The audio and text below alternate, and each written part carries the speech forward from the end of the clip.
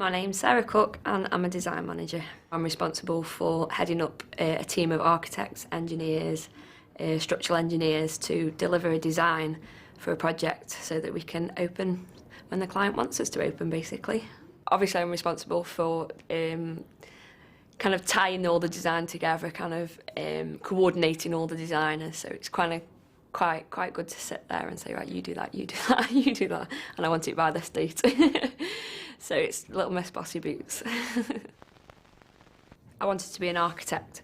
My dad's actually a project director, my granddad was an engineer, so it's kind of within the family. I actually failed my A-levels the first time round. I think I got an N, a U and an E.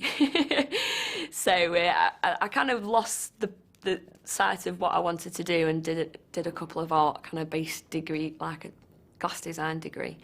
And yeah, and I just remembered all of a sudden, I thought, what am I doing here? I've always wanted to be an architect, not a glass blower. And that's when I retook my A-levels again. It was certainly easier the second time round because I was motivated. I did it through home learning, so I did it at night in my bedroom, worked full time in the day, went home and I did the whole A-level physics and A-level maths within 6 months. Got onto Liverpool University to do a degree in architecture. It's a really demanding course. You have to do a hell of a lot of coursework. Like every 4 weeks you have to stand up and do a big presentation, and it's really hard work. So you find like people actually slept in the studios for like 3 days before trying to get all the work finished, and we ended up quite a good set of people, set of mates really.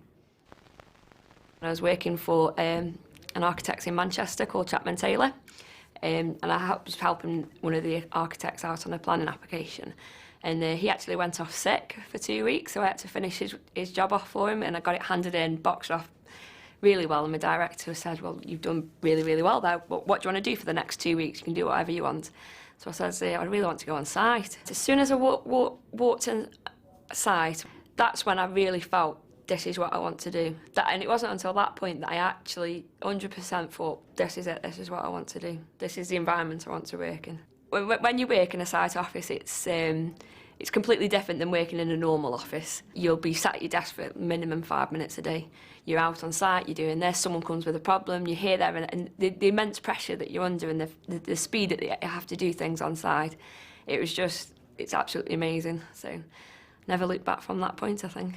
I remember starting on the first day and I went to the toilet and I actually hid in the toilet all my architecture books and all my engineering books. Because I thought, oh God, someone's going to say something to me, I'm not going to have a clue what they mean. So I actually hid all my books in the toilet. You have to be very passionate. Just to get over the long working hours, you have to be passionate, definitely.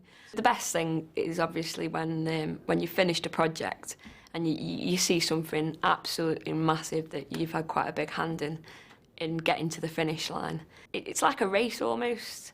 Do you know what I mean? You set off running, you have a little bit of a slow patch in the middle, and then you kind of race for the finish line, and you'll do absolutely anything to open on time. It's that sense of achievement that, yeah, we've actually done it.